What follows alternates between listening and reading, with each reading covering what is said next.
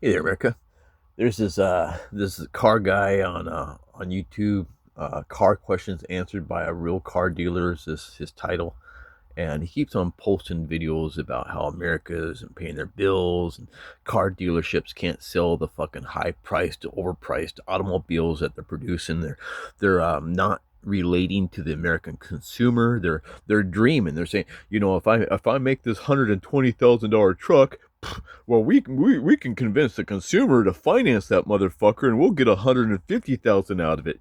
It's it's stupid. They don't like cash buyers. They want you to go for the financing because they make deals. They're padding the bill. I mean, if you buy $120,000 car after 7 years of financing, you're gonna pay like an extra $30,000 on top of that just to carry the loan for 7 fucking years, and they want you to pay it. If it's not them, it's it's the bankers, but the whole system is designed to milk the holy fuck out of you and to make you hurt and keep you employed. So you have to go and you have to work those. All of a sudden, 8 hours no longer acceptable. You have to work 12 hours, and then fuck that 12-hour shift. You got to work 14 hours because the legal law says that you could drive your truck. You can be a commercial driver for 14 hours, and as long as you don't exceed 14 hours, well, hell, that's the law, so you can do it. And they don't care about your commute. They don't care about the 45 minutes that it took you to fucking get to fucking work. They don't care about the hour and a half that it takes you to get back home, and on top of your 14-hour shift. They don't give a fuck about you. They just want you to work and pay that fucking nasty fucking bill. And it's not just a car, it's food, because they know people aren't buying cars. People aren't buying durable goods. The only thing that people have now is money to spend on food, and they're cranking the food prices. And how they're doing it, oh, they're coming up with these excuses. We got this avian flu, so then all of a sudden they have to kill all the chickens, and your fucking egg prices go sky high. And then they come up with bullshit about the cows, and they got to regulate the cows. And there's only three meat packers in the whole United States, and they're controlling the prices of beef. So all of a sudden they slaughter cows here and they slaughter cows there, and then they shove fucking monitoring devices up the fucking cow's butt, and they have to, by law, they pass these stupid laws. By law, they have to fucking force feed cows anti-fart pills, which is destroying their digestive system, and it's killing the cows. And they don't give a fuck because they keep on pumping the cows with fucking antibiotics, whatever they can do to keep that fucking cow alive long enough so it could put on weight so they can slaughter it, and then they can force feed you that thing at incredible, nasty, fucking inhuman prices, and they don't care. They don't care. We live in a debt-based slave economy, and these things look at you as a means to fucking live. You are, you're you are the resources.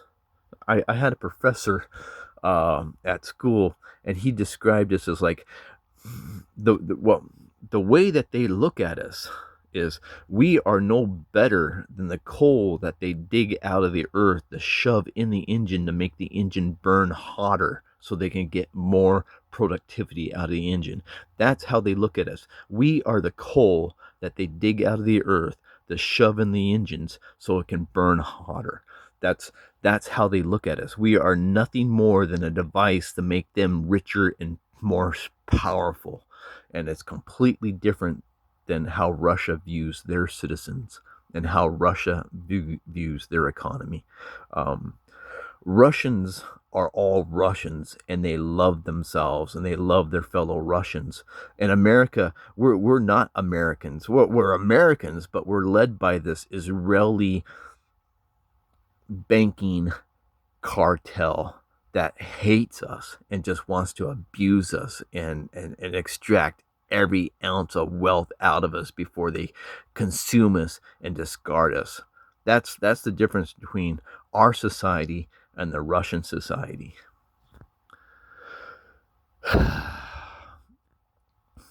We need a massive change, a huge change, and they're working against us because they censor every white man on earth. White men aren't allowed to speak their mind. White men like me, And it's only the white men that are concerned about the economics of the nation. You never hear black people talk about, we got to make things better for all people. No, how can we make Whitey pay more? Whitey's evil. Whitey, evil, evil, evil, evil Whitey. We hate Whitey. Whitey's the devil. Whitey's the devil. That's all they fucking bitch about. We need more money out of Whitey. We need more money out of Whitey. We need more money out of Whitey. We need more money out of Whitey. And the bankers are happy to push that narrative because that's all they want. They don't want to listen to white men talk about, hey man, this situation here is really fucked up. Everybody's fucking dying, and we got a better plan. Matter of fact, the Nazi economic plan in the 1920s is vastly superior to what we got.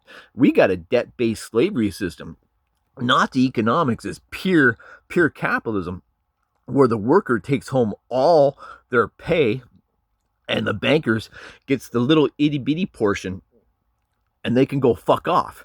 Back in the Revolutionary War, the Civil War, Lincoln was saying that labor is superior to capital because labor comes before capital. So labor gets the lion's share of the profits. But the bankers don't want you to fucking talk about that shit. That's why they demonize the Nazis so much, because they never want you to look at the Nazi economic system. You're not allowed to know that there is a better way to live. The bankers just want to grill you and fucking beat the snot out of you with this forced diversity shit.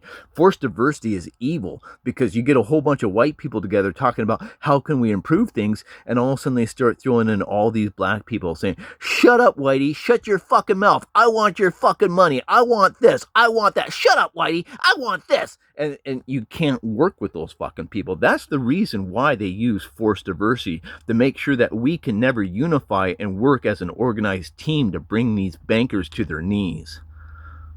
That's the only reason they're forcing this diversity on us, is to fucking destroy us as a fucking people.